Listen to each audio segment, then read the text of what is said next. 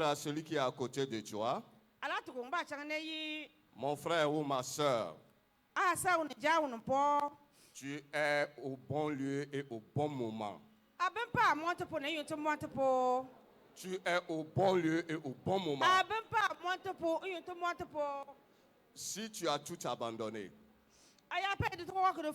pour être là devant le Seigneur ce matin, c'est que tu as fait un bon choix.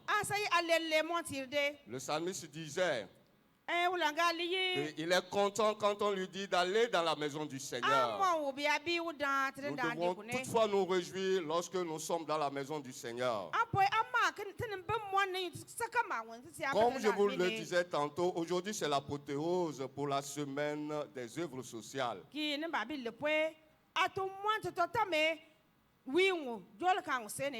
le thème qui a été retenu, c'est consécration à la mission intégrale.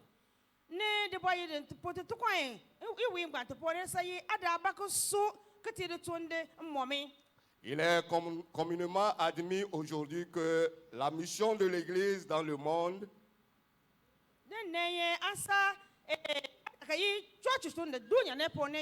ne se réduit ou ne se limite pas seulement à annoncer l'Évangile et à implanter des églises.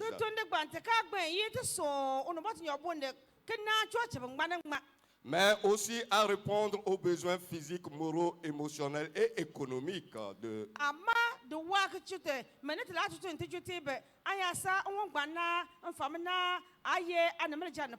C'est dans ce contexte que s'inscrit notre thème de ce matin. La consécration à la mission intégrale. Nous essaierons de comprendre ce thème et voir qui est concerné pour cette mission intégrale. On a eu à nous définir le mercredi passé ce que c'est que la consécration. Et nous allons vous rappeler que c'est l'acte rituel de dédier une personne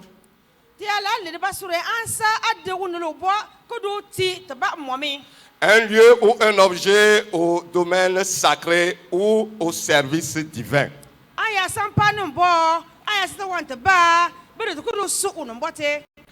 Quand on parle de la mission intégrale, elle se définit comme la de soumettre la vie entière à la Seigneurie de Jésus-Christ.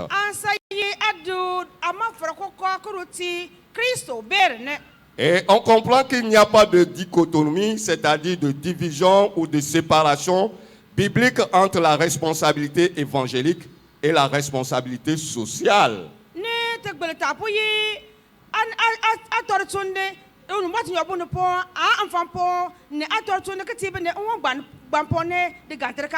Ceci pour apporter la paix du Christ aux pauvres et aux opprimés.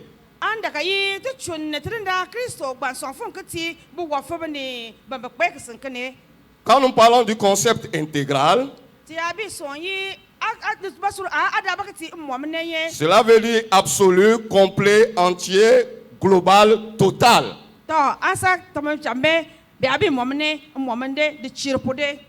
Amen. Amen. Amen. Amen. Donc se donner à l'œuvre ou à la mission de façon totale, entière, de façon générale.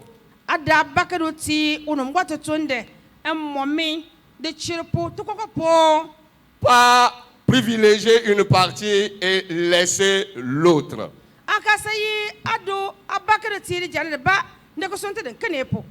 Donc la mission intégrale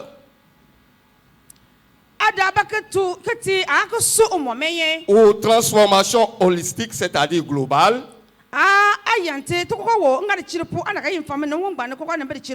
est une approche de la mission chrétienne qui unit indissociablement l'évangélisation et l'action sociale.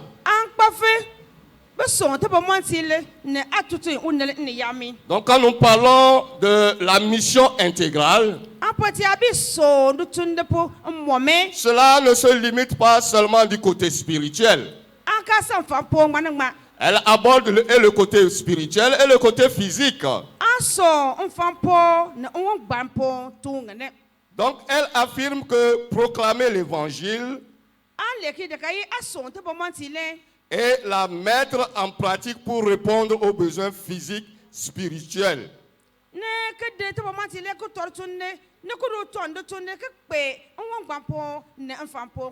Donc ce sont les deux aspects d'une même responsabilité visant à la transformation de toute la personne.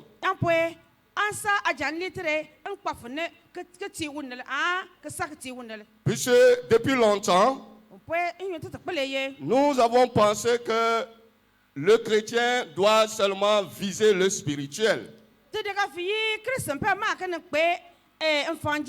Et oublier le côté social. Mais depuis très longtemps, l'Église de l'Assemblée de Dieu a vite compris et s'est ressaisie.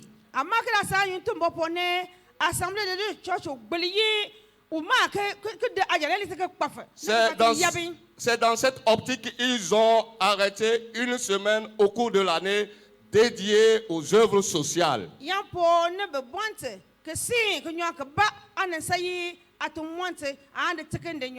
L'approche holistique refuse de séparer le spirituel du matériel.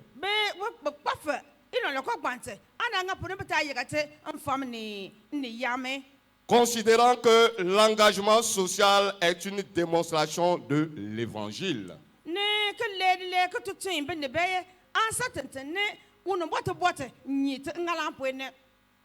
Évangéliser ne peut que se démontrer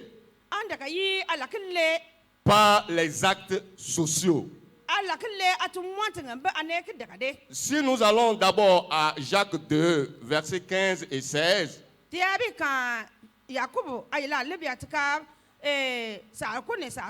nous verrons là qu'il est dit, quelqu'un, un frère ou une soeur est nu.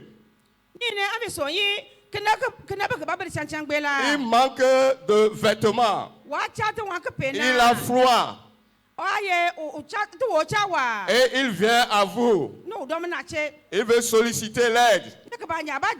Vous qui êtes spirituel, vous qui êtes chrétien, vous qui êtes enfant de Dieu, vous qui êtes disciple du Seigneur, qu'est-ce que vous lui donnez comme réponse? Oh, va te réchauffer. Va te nourrir. Alors que la personne manque de quoi se vêtir, de quoi se nourrir. Et Jacques a conclu là que la foi sans les œuvres est une foi morte.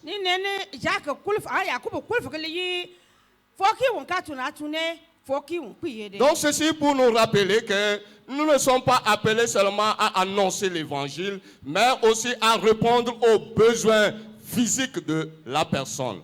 Ne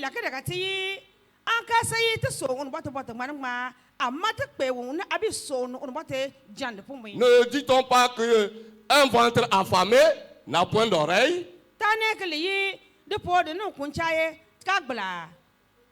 Jésus, notre modèle par excellence. Jésus, il s'est pris l'homme en entier, l'homme dans sa globalité, l'homme dans sa totalité. Il n'a pas privilégié seulement que l'âme, mais il s'est aussi occupé du corps.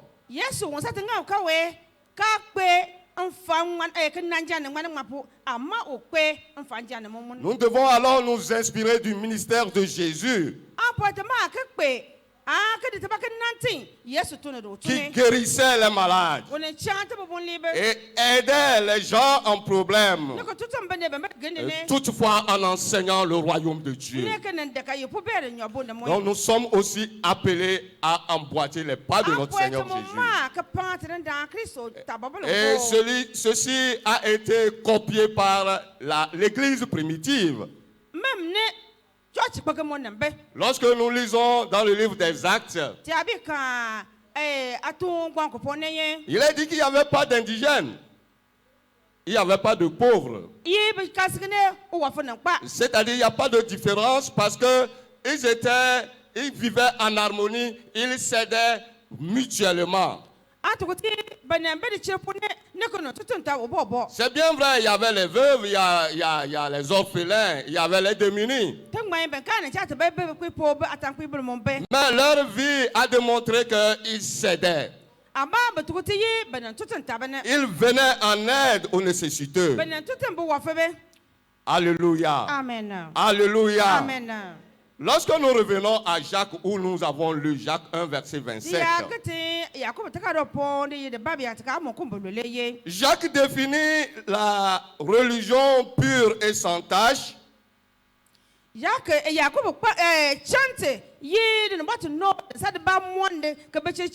Non pas des rituels, mais par une foi active. Non pas des rituels, mais par une foi active. Ceci pour dire aider les plus vulnérables, les orphelins, les veuves, dans leur affliction, et par une vie de sainteté, se séparer de la corruption morale du monde.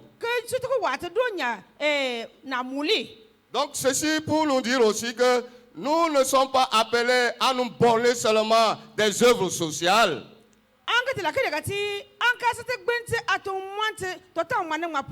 Comme certains le pensent, qu'avec la charité, ils peuvent aller au ciel. Ils tuent les gens. Ils donnent leur argent pour la construction des églises. Ils viennent en aide aux pauvres. Ils soutiennent les veuves, les orphelins. Mais Jacques veut nous rappeler qu'il faut une vie de pureté, une vie de sainteté. Parce que quand tu mènes cette vie et que tu viennes en aide aux pauvres ou aux orphelins, aux nécessités,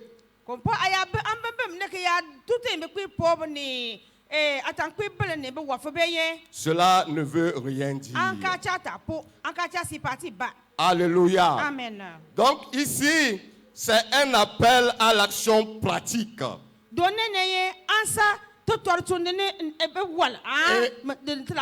Et à la pureté intérieure.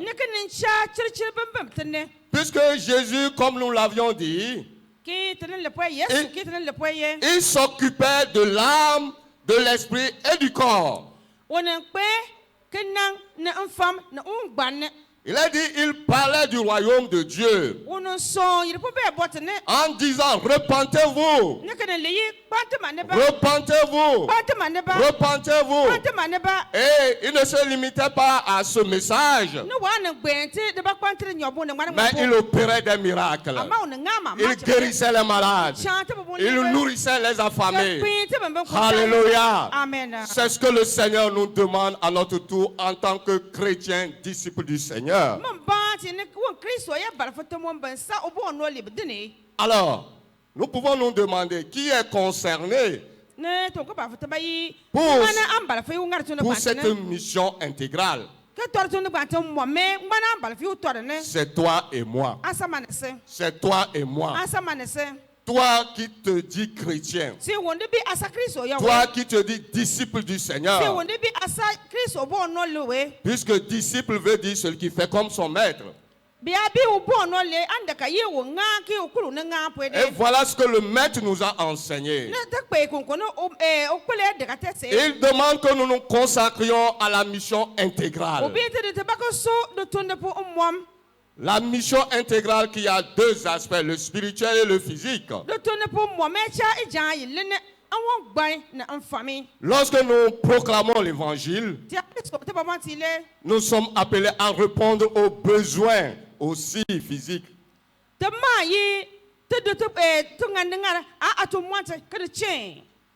Alléluia. Amen. Est-ce qu'on est ensemble? Est-ce qu'on est ensemble? Le Seigneur bénit quelqu'un ce matin. Je dis le Seigneur bénit quelqu'un ce matin. Alléluia. Amen. Alléluia. Amen. Donc nous tous, nous sommes concernés. Pour la plupart des gens, quand ils viennent à l'église, c'est le comité de l'église, c'est le pasteur, c'est le comité des départements, c'est eux qui sont appelés à venir en aide aux orphelins, aux veuves. C'est eux qui doivent aider les nécessiteux. Mais je m'en vais te rappeler ce matin que Jacques dit la religion pure et sans tâche consiste à visiter les veuves, les orphelins, les nécessiteux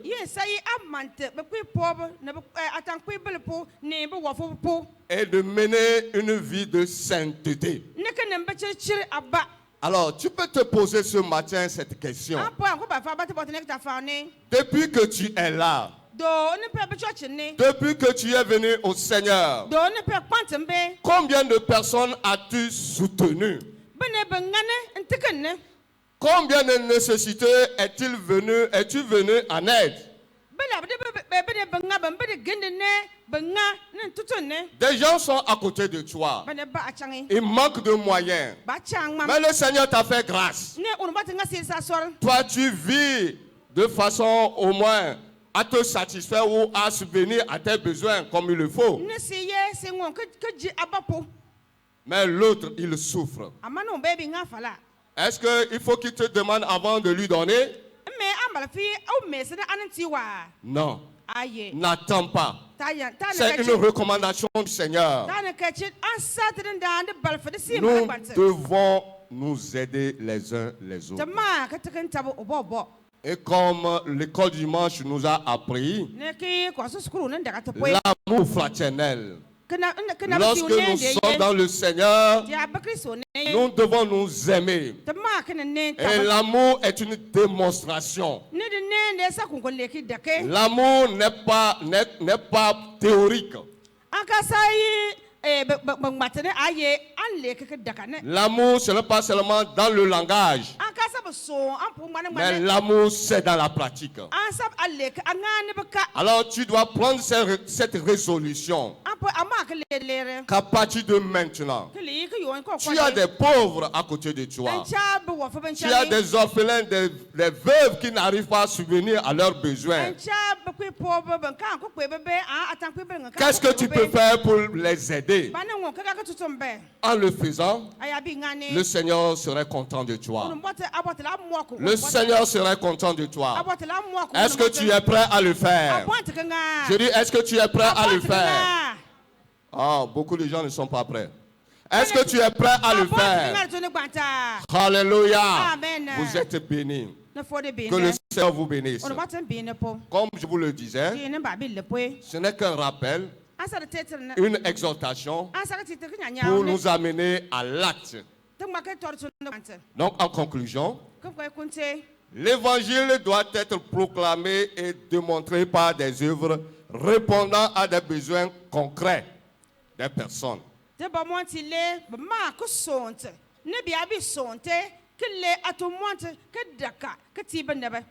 personnes qui souffrent, des pauvres et des populations marginalisées.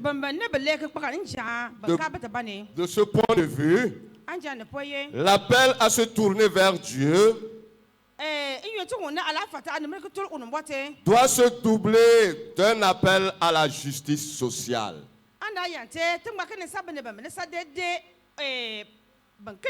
Ceci pour dire, nous ne nous limitons pas seulement au spirituel, mais à toute la personne en entière. L'homme est composé du spirituel et du physique. La partie matérielle et immatérielle. Que le Seigneur bénisse sa parole dans nos cœurs. Je dis que le Seigneur bénisse la parole dans nos cœurs. Tu vas te lever. Tu vas parler au Seigneur. Seigneur, apprends-moi à obéir à ta parole. Parce que ce matin même, je vais joindre l'accès à la parole. Je vais démontrer que j'ai compris le message de ce matin pour apporter mon soutien à un orphelin,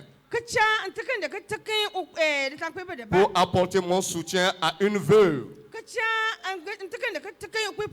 Les gens vivent dans l'inondation. Il y a des catastrophes aériennes. Il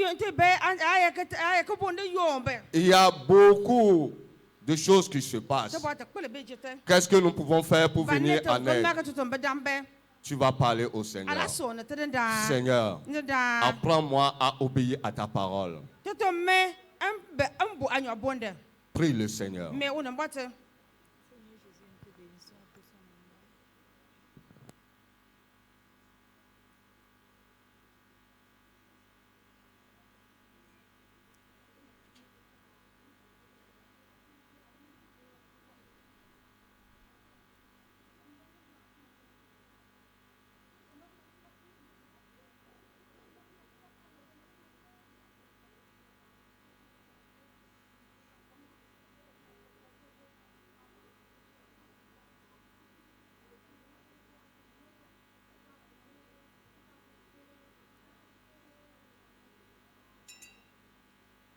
En restant toujours debout, nous allons demander à maman pasteur, puisque nous voulons passer à l'acte, qu'il nous confie entre les mains du Seigneur.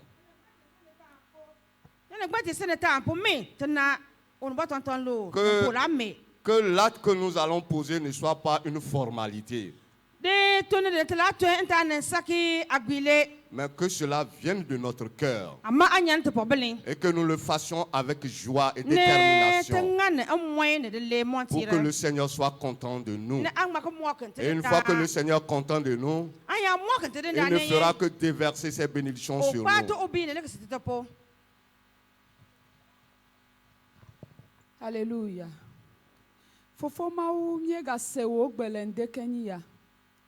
Papa enya iglona mi bena subo nyue to enye bena wa kpede ameda heo chuevio amemano odokio sinu e mekeni ese egbe ya lende kenya. Papa abe Abraham ene e ike wo sewo gbe ya echi tedenchi. Eye papa nu ike bodo torodonti ya yira ike dotue mi ya mi kue tamio ha le gapopo ya me ike mi sewo gbe ya mi jibe mi azondeji bena mi awo ye nchi do ne mi ewe ya mi kande jibe ya yira gedo la to sue me na mi tamie so jide sia de le glede asio me papa nu nwene docho jide sia de me le ndekenyi ya e jide sia de papa ne howo nya ne waso mi ne nya ne watema devina e jiade le ndekenye ya papa mi ma sevo ne gapopo a defi fi je no bo wa jonua mi aso nu yo me dina ne ke ovo papa na be na enu jojo yo mi eja wo fifi je a na kpede ame ade nchi na di amede da le hin ade me na ho amede da gbe me e la be na me ade o le ku le dole le ike me jebe wa me ota ike nu tete me le sio ike ame ade keme li ava ho na me ne ota ebuye bagbe vonde kenya eleja tomi aji agbo agbe ame ade le nde kenya atuka ame ade le nde kenya ade ame ade da le yebe hin anyenye me le nde kenya Yesu akpe no do nyagbon la pa gbeta yire gede bena ne mi gava dogwa gede o papa na gacho ato ejinami ne de akpe na ole Yesu Kristo penyi come amen.